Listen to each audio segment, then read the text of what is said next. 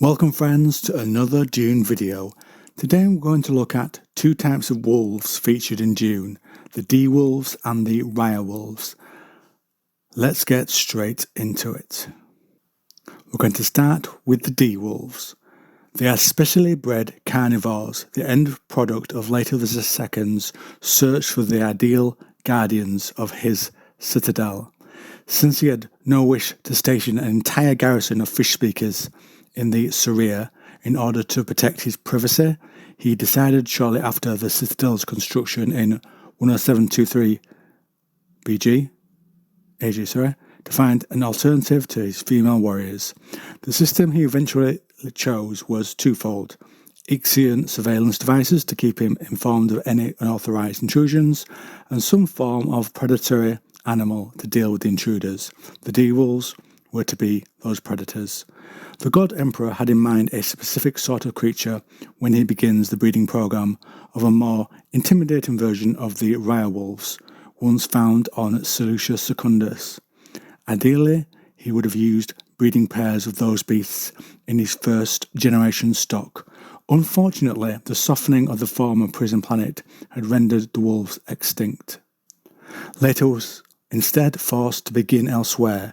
The earliest ancestors of the D-Wolves were wolves imported from a dozen worlds, chosen variously for speed, size, endurance, and efficiency in hunting. And in addition, gazehounds, dogs whose visual acuity had long since made them the most popular watch animals in the Imperium, were bred with the second-generation hybrids, and with several of the later generations.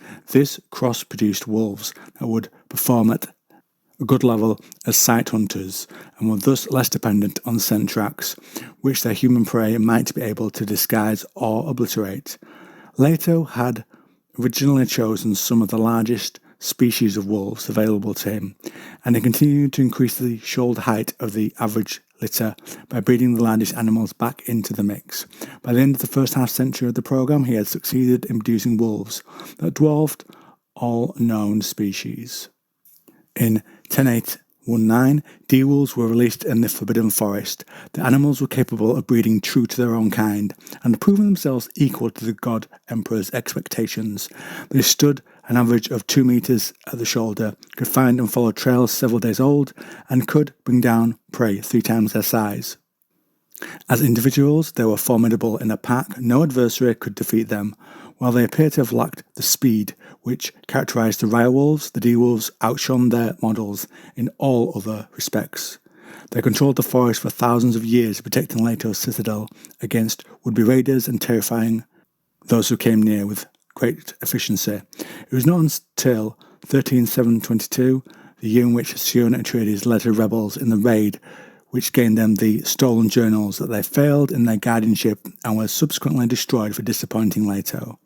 Before leaving for their mission, the rebels had injected themselves with the large doses of Nylatin, a poison with devastating effects on the lupine nervous system.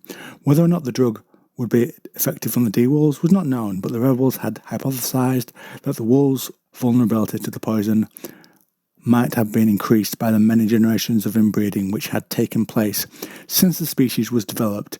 The theory, as only Siona lived to discover, was correct. The wolves' conditioning, which kept them within the boundaries of the Forbidden Forest, allowed them to eat whatever they brought down within those boundaries. The Guardians were stolen of their capacity to gain revenge because they were poisoned and replaced by what later referred to as human wolves. And now we'll look back a little further and look at the species they're based on, the Wolves from Seleucia Secundus.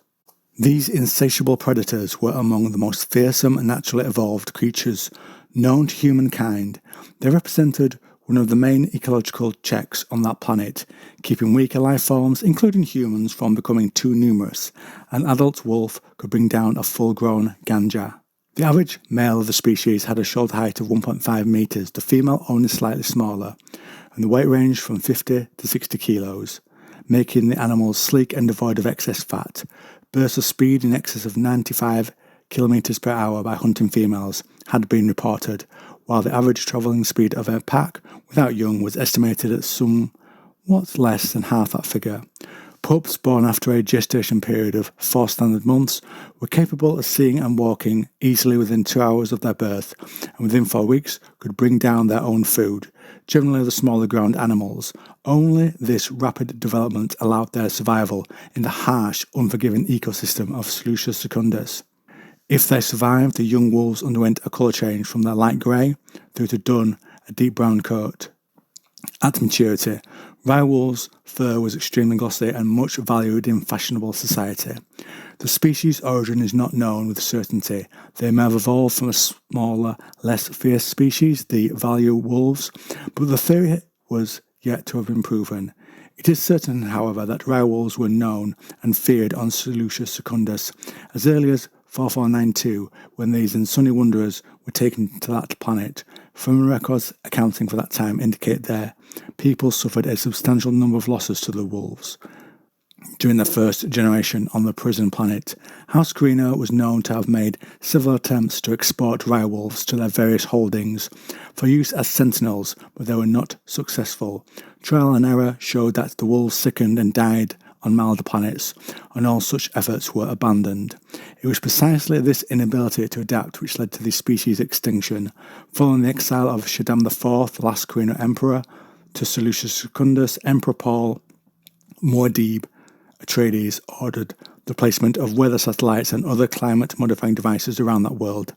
In the gentler environment, these modifications induced the rye wolves into a place where they could not continue to survive.